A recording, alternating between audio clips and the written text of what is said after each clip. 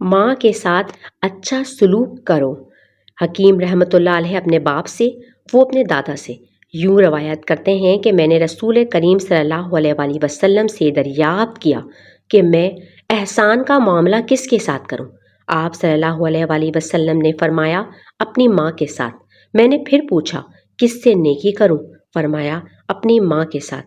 میں نے تیسری مرتبہ پھر اپنا یہی سوال دہرایا تو آپ صلی اللہ علیہ وآلہ وسلم نے پھر فرمایا ماں کے ساتھ۔ میں نے چوتھی مرتبہ پھر پوچھا کس سے بھلائی کروں؟ آپ صلی اللہ علیہ وآلہ وسلم نے ارشاد فرمایا باپ کے ساتھ، پھر جو قریبی رشتہ دار ہو وہ مقدم ہے۔ حضرت ابن عباس رضی اللہ عنہ فرماتے ہیں کہ جس مسلمان کے ماں باپ مسلمان ہیں اور وہ صبح اور شام اجر و ثواب کی نیت سے ان کی خدمت میں سلام و مزاج پرسی کے لیے حاضر ہوتا ہے تو اللہ تعالیٰ اس کے لیے جنت کے 2 دروازے کھول دیتا ہے، اور اگر والدین میں سے ایک ہے تو جنت کا 1 دروازہ کھول دیتا ہے، اور اگر دونوں میں سے کسی ایک کو اس نے خفا کر دیا اور غصہ دلایا تو جب تک وہ راضی اور خوش نہ ہو اللہ تعالیٰ بھی خوش نہیں ہوتا۔ حاضرین میں سے کسی نے کہا اگرچہ ماں باپ اس پر ظلم کریں؟ تو جواب میں کہا گیا ہاں اگرچہ وہ دونوں اس پر ظلم کریں۔ یہ امر دلیل ہے کہ ماں باپ کا حق بہت بڑا ہے، حتیٰ کہ اگر ان سے اولاد کے حق میں کوئی ایسی کارروائی سرزد بھی ہو جائے جو انصاف کے خلاف ہو تب بھی ان کی اطاعت سے سرتابی نہ کرنی چاہیے، کیونکہ اللہ تعالیٰ کی رضامندی اور ناراضگی ماں باپ کی خوشی اور ناخوشی پر موقوف ہے۔ وہ آدمی ذلیل ہو۔ کون؟ نبی کریم صلی اللہ علیہ وسلم کا ارشاد ہے وہ آدمی ذلیل ہو، پھر ذلیل ہو، پھر ذلیل ہو۔ لوگوں نے پوچھا اے اللہ کے رسول کون آدمی؟ آپ صلی اللہ علیہ وآلہ وسلم نے فرمایا وہ آدمی جس نے اپنے ماں باپ کو بڑھاپے کی حالت میں پایا، دونوں کو پایا یا کسی ایک کو، اور پھر ان کی خدمت کر کے جنت میں داخل نہ ہوا۔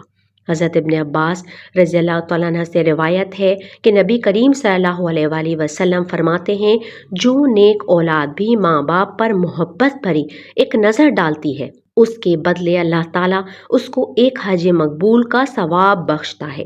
لوگوں نے پوچھا اے اللہ کے رسول اگر کوئی ایک دن میں 100 بار اسی طرح رحمت و محبت کی نظر ڈالے؟ آپ نے فرمایا جی ہاں، اگر کوئی 100 بار ایسا کرے تب بھی اللہ تعالیٰ تمہارے تصور سے بہت بڑا اور تنگ دلی جیسے عیبوں سے بالکل پاک ہے۔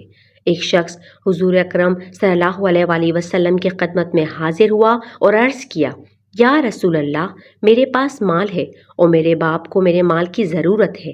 رسول اللہ صلی اللہ علیہ وآلہ وسلم نے فرمایا کہ تمہارا مال اور تم اپنے والدین کے لیے ہو، بے شک تمہاری اولاد تمہاری پاک کمائی ہے، اس لیے تم اپنی اولاد کی کمائی سے بلا تکلف کھاؤ۔ والدین کا حق موت کے بعد کیا ہے؟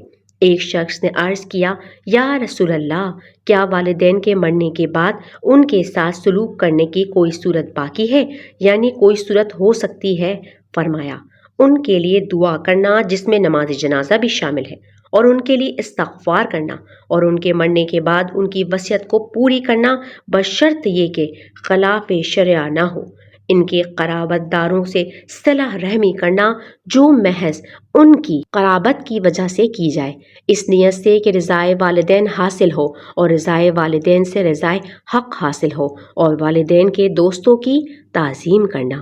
حضرت انس رضی اللہ عنہ کا بیان ہے کہ نبی کریم صلی اللہ علیہ وآلہ وسلم نے ارشاد فرمایا اگر کوئی بندہ خدا زندگی میں ماں باپ کا نافرمان رہا اور والدین میں سے کسی ایک کا یا دونوں کا اسی حال میں انتقال ہو گیا تو اب اس کو چاہیے کہ وہ اپنے والدین کے لیے برابر دعا کرتے رہے یہاں تک کہ اللہ تعالیٰ اس کو اپنی رحمت سے نیک لوگوں میں لکھ دے۔ والد کے دوست کا حق کیا ہے؟ رسول کریم صلی اللہ علیہ وآلہ وسلم کا ارشاد ہے اپنے باپ کے دوست کا خیال رکھو، اس سے قطع تعلق نہ کرو، ایسا نہ ہو کہ اس کی دوستی قطع کرنے کی وجہ سے اللہ تعالیٰ تمہارا نور بجھا دے۔ ماں باپ پر لعنت بھیجنا۔ رسول اللہ صلی اللہ علیہ وآلہ وسلم نے ایک حدیث میں اس طرح ارشاد فرمایا کہ سب سے بڑا گناہ یہ ہے کہ آدمی اپنے ماں باپ پر لعنت بھیجے۔ عرض کیا گیا یا رسول اللہ کوئی اپنے ماں باپ پر کیوں کر لعنت بھیج سکتا ہے؟ فرمایا اس طرح کہ کوئی کسی کے ماں باپ کو برا بھلا کہے گا تو وہ بھی اس کے ماں باپ دونوں کو برا بھلا کہے گا۔